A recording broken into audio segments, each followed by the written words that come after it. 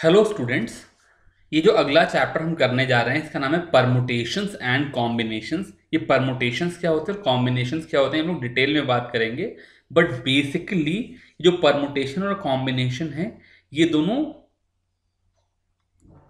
Counting के तरीके हैं। तो काउंटिंग तो हम बेसिकली जानते ही हैं, लेकिन यहाँ पर हम लोग एक नई चीज सीखेंगे जिसको मैं बोलता हूँ फंडामेंटल प्रिंसिपल ऑफ काउंटिंग। और उसके बेसिस पे फिर ये परमुटेशन कॉम्बिनेशन क्या होता है इसे समझने की कोशिश करेंगे। तो फंडामेंटल प्रिंसिपल ऑफ काउंटिंग क्या है, इसको समझने से पहले हम लोग एग्जाम्पल करते हैं। तो एनसीईआरटी में उन्होंने कहा, जो एग्जाम्पल लिया मैं वही ले रहा हूं कि मेरे पास सपोज करो 3 पैंट्स हैं और 2 शर्ट्स हैं।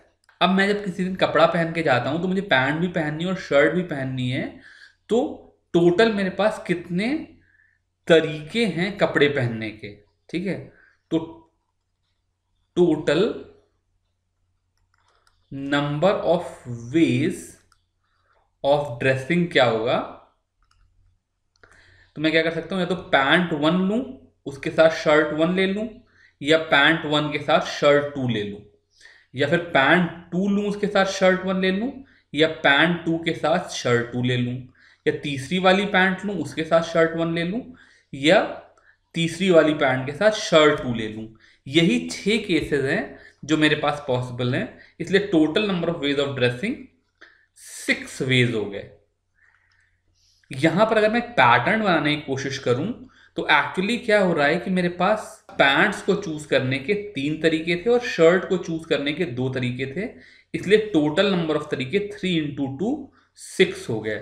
इस चीज को अगर मैं एक्सटेंड करूं, सपोज करो मेरे पास 300 पैंट्स होती और से 500 शर्ट्स होती, तो अब मैं इस तरीके से P1 S1 P2 S2 P3 S3 ऐसे लिख करके काउंट तो नहीं कर सकता था। लेकिन अगर मैं सेम लॉजिक पे चलता तो मेरे पास नंबर ऑफ ड्रेसिंग के जो तरीके होते वो 300 इंटू 500 हो जाते। यही जो कंसेप्ट है ये फंडामेंटल प्रिंसिपल ऑफ काउंटिंग है।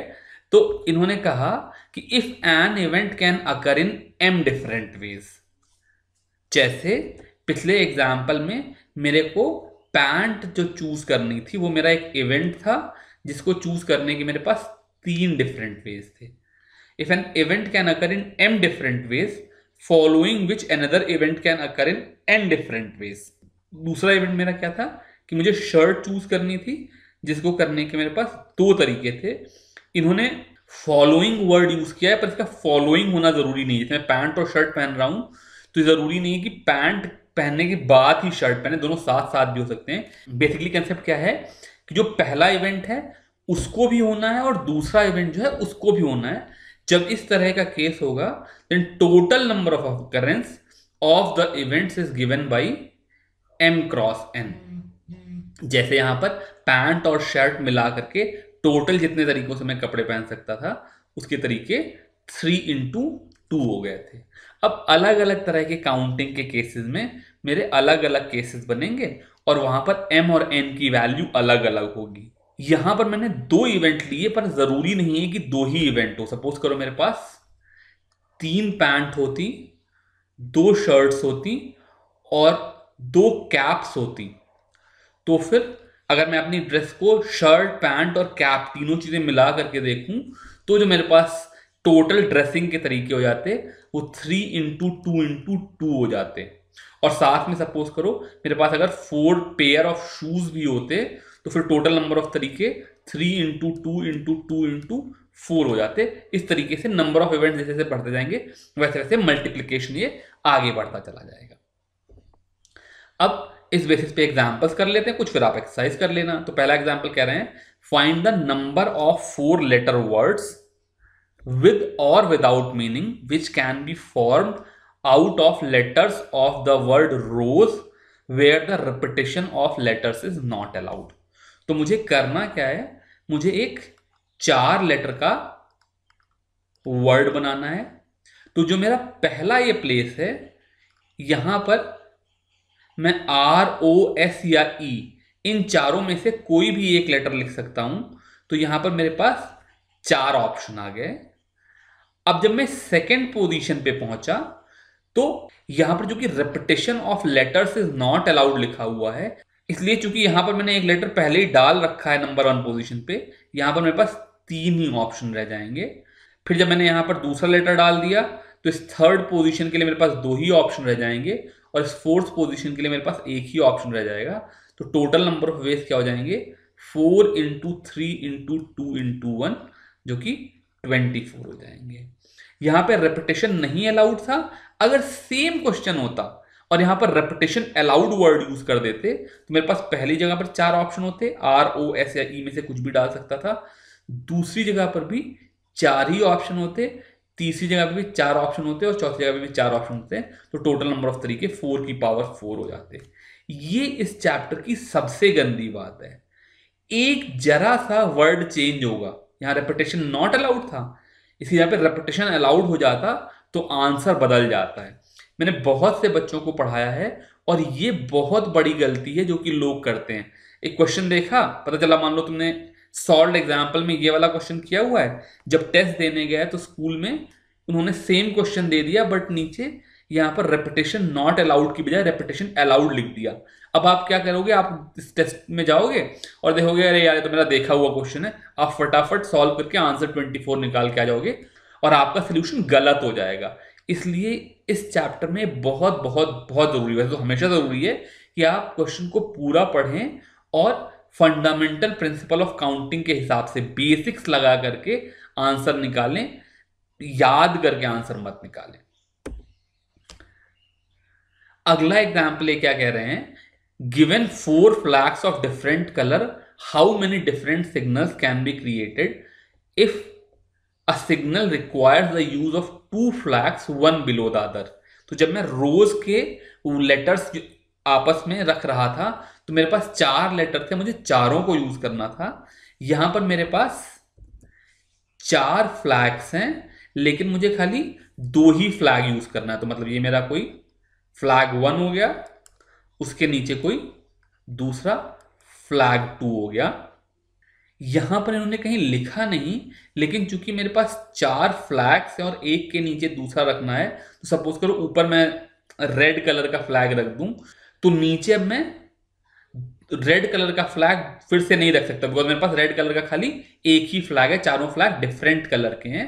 तो यहां पर जो दूसरा ऑप्शन होगा वहां पर मेरे पास 4 नहीं खाली 3 ही ऑप्शन होंगे। तो मेरे पास पहला फ्लैग रखने के 4 ऑप्शंस हैं, तो अगला फ्लैग रखने के 3 ही ऑप्शंस होंगे। इसलिए total number of ways to generate a signal will be 4 into 3 12 हो जाएगा।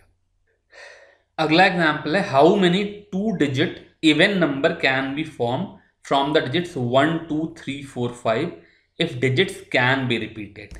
तो इस बार मेरे पास क्या हो रहा है, 2 डिजिट का नंबर है तो मैं उसको, ये 10th प्लेस हो गया, ये 1th प्लेस हो गया, ये टी और ओ लिख दे रहा हूं।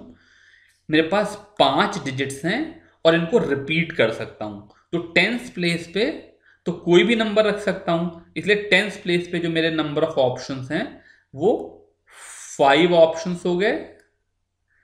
जब मैं 1th वाला प्लेस देखूंगा तो चूंकि इन्होंने इवन नंबर्स की बात की है, इसलिए यहां पे 1 नहीं रख सकता हूं, 3 नहीं रख सकता हूं, 5 नहीं रख सकता हूं।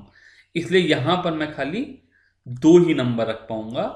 तो टोटल नंबर ऑफ ऑप्शंस जो मेरे पास हो गए वो 5 इंटू 2 10 हो गए। तो सिंपल सा कंसेप्ट है, मेरे को देखना है कि मेरे को 2 डिजिट नंबर बनाने के लिए या फ्लैग का कोड बनाने के लिए कितने ऑप्शंस चाहिए। जैसे 2 फ्लैग्स लगाने के लिए 2 ऑप्शन चाहिए, 2 डिजिट नंबर बनाने के लिए 2 ऑप्शन चाहिए, 4 लेटर्ड वर्ड बनाने के लिए 4 ऑप्शन चाहिए, और फिर जितने ऑप्शन हैं हर ऑप्शन के कितने तरीके, पहले वाले कितने तरीके, दूसरे कितने तरीके, तीसरे या चौथे कितने तरीके, और फिर उनको सबको आपस में मल्टीप्लाई कर देना है। चलो अब ये लास्ट एग्जांपल देख लेते हैं।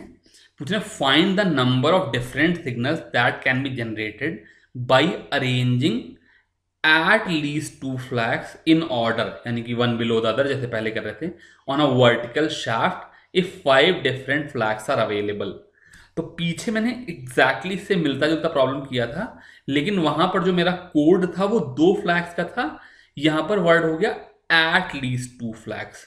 तो जो मेरे जितने भी डिफरेंट सिग्नल्स बन सकते हैं उनमें जो सिग्नल्स होंगे या तो 2 फ्लैग्स वाले सिग्नल होंगे, या फिर 3 फ्लैग्स वाले सिग्नल होंगे, या फिर 4 फ्लैग्स वाले सिग्नल होंगे, या फिर 5 फ्लैग्स वाले सिग्नल होंगे। तो ओवरऑल ये मेरे पास 4 तरह के अलग अलग ऑप्शंस हैं। अब मैं इनको आपस में मल्टीप्लाई नहीं करूंगा, बिकॉज जो बात मैंने शुरू में फंडामेंटल प्रिंसिपल ऑफ काउंटिंग में बोली थी कि जो m इंटू एन होता है वो तब होता है जब मेरे पास पहले काम करने के m तरीके हों, दूसरे काम करने को n तरीके हों, और दोनों को मुझे साथ साथ करना है। यहां पर चीजों को साथ साथ नहीं करना है, या तो 2 फ्लैग बनाओगे, या तो 3 फ्लैग बनाओगे, या तो 4 फ्लैग बनाओगे, या तो फिर 5 फ्लैग बनाओगे। तो जब इस तरह का और आ जाएगा, या हिंदी में या इंग्लिश में और आ जाएगा, तो जो तरीके होंगे ये आपस में ऐड हो जाएंगे। भाई या तो 2 फ्लैग के कोड बनाओगे, उसके कितने तरीके हुए वो गिन लो अलग, फिर 3 फ्लैग के कोड के जितने तरीके हुए वो अलग कर लो, इन दोनों को ऐड कर लोगे तो फिर 2 या 3 वाले बन जाएंगे। ऐसे 4 वाले ऐड कर लो, ऐसे 5 वाले ऐड कर लो। तो मैं ये चारों चीजें अलग अलग काउंट करूंगा फंडामेंटल प्रिंसिपल ऑफ काउंटिंग से, और फिर उनको ऐड कर लूंगा। अब देखते हैं 2 फ्लैग वाले कितने तरीके पॉसिबल हैं। तो पहला फ्लैग चूज करने के 5 तरीके, दूसरा फ्लैग चूज करने के 4 तरीके, इसलिए 5 इंटू 4 20 वेज। अगर मेरे को 3 फ्लैग लगाने होते तो पहले के 5, दूसरे के 4, और फिर तीसरे के लिए मेरे पास 3 ही ऑप्शन बचते। जैसे जैसे हर नया ऑप्शन आता जा रहा है, एक ऑप्शन कम होता जा रहा है क्योंकि एक मैं पहले लगा दे रहा हूं। तो टोटल नंबर ऑफ तरीके कितने हुए? 5 इंटू 4 इंटू 3, ये 60 हो गए। अगर मेरे पास 4 फ्लैग्स होते तो पहले वाला ऑप्शन 5, दूसरी पोजीशन पे 4, तीसरी पोजीशन पे 3, और फोर्थ पोजीशन पे 2 फ्लैग लगाता, तो टोटल नंबर ऑफ वेज 120 हो जाते। और ऐसे अगर मेरे पास 5 फ्लैग होते तो पहले पे 5, फिर दूसरे पे 4, फिर 3, फिर 2, और आखिरी वाले पे तो एक ही चीज बचती, वो लगा देता। तो यहां पर भी टोटल नंबर ऑफ वेज 120 हो जाते। अब 2 फ्लैग वाले का 20 केस है, 3 फ्लैग वाले 60, 4 वाले 120, और 5 वाले 120। तो टोटल नंबर ऑफ वेज जो हो जाएंगे वो 20 प्लस 60 प्लस 120 प्लस 120 हो जाएंगे, जो कि एड अप करके 80, 200, 320 वेज हो जाएंगे। तो मेरे पास 320 सिग्नल्स पॉसिबल हैं। इसके साथ हम लोग इस एक्सरसाइज के सारे एग्जाम्पल कर लिए। अब आप लोग आराम से एक्सरसाइज करो। Thank you very much.